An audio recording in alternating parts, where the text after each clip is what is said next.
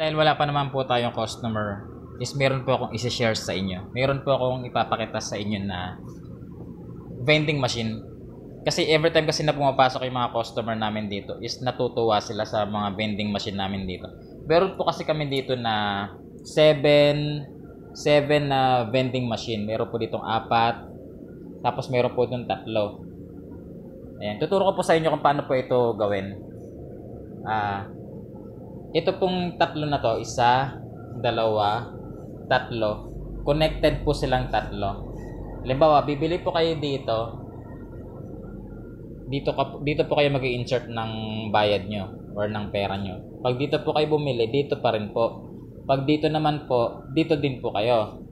Ayan, sa bawat items po namin, meron po yan na mga code number. Ayan yung mga orange na number yan. Yan yung mga 114, 115, mga ganyan. 130, 129, and yan po yung mga code number nila. Yung mga orange na kulay. Yan po yung mga code number nila.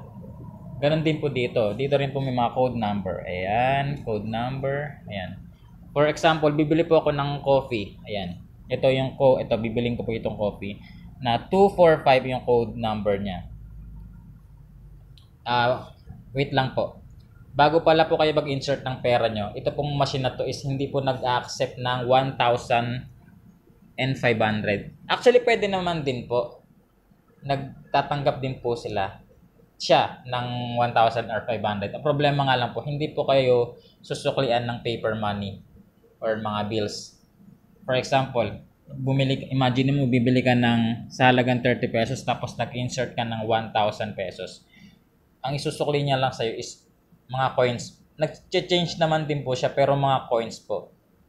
1 pesos, 5 pesos. Imagine mo sa halagang 30 pesos ang sukli sa'yo 970 tapos puro coins pa tapos ilalagay mo sa bulsa mo. 'Di ba parang ayaw nating mangyari 'yon. Ayaw natin mangyari 'yon. Or pwede naman din kayo mag-insert ng 1,000 pesos or 500 pero uubusin niyo yung mga items dito worth 500 pesos or 1,000 pesos. Pwede 'yon. So ayun, tuloy tayo. Ituturo ko po sa inyo. Halimbawa, ito po binili ko itong coffee na to. Meron po siyang code number na 245 tapos maghuhulog po ako ng coins. Ang coins po dito. Ayan. Tapos ang code number po niya is 245. Ayan. 245. As automatic na po siya bubukas. Ayan, 'di ba? Bumukas na po siya. Ayan.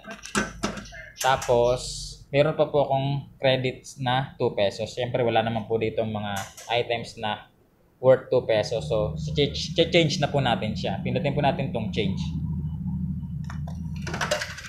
Ayun.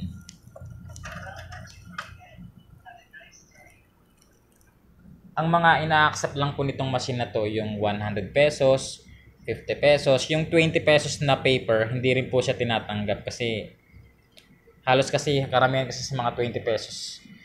Mga lukot or kahit naman din malutong na 20 pesos, ayaw din niya tanggapin. Basta, yun lang yung mga tinatanggap niya. Yung 100 pesos, 50 pesos, tapos yung mga 10 pesos, 5 pesos. Hindi rin po siya nagta-accept ng 20 pesos na coins yung malaki. Hindi po niya tinatanggap yun. So, yun. Ayun, natutuwa kasi yung mga customer namin dito kasi parang dito lang daw yata sa Bulacan kami ang mayroong ganitong vending machine sa aming convenience store. Wow. Natutuwa sila dito. At ayun, nakabili po ako ng coffee. Yun, meron po kami dito hot water. Ayan, hot water namin. Ayan. Tsaka ko po siya lalagyan. Di ba? Tsaka na-amaze sila kasi every time na pumapasok sila dito para silang nasa Japan daw. Kasi sa Japan kasi 'di ba, halos karamihan sa lugar nila is puro vending machine. Sa labas ng lugar nila, puro vending machine. Dito kasi sa atin sa Pilipinas, hindi pwedeng may vending machine tayo dito sa labas. Alam nyo na, pag Pilipinas, kasi, di ba, hindi ko naman po nila lahat, pero hindi po kasi madisiplina, hindi po kasi madisiplina yung ibang mga kapwa natin Pilipino. Hindi ko naman po nila lahat, pero, di ba, kaya, alam niyo na pag nasa Pilipinas talaga hindi pa pwedeng gayahin natin yung style ng Japan. Itong mga vending machine ilalabas natin. Hindi po pwede dito sa Pilipinas yun, di ba? So ayun lang guys, na-share ko lang po yung vending machine na natutuwa kasi mga customer sa amin. So yun guys, bye.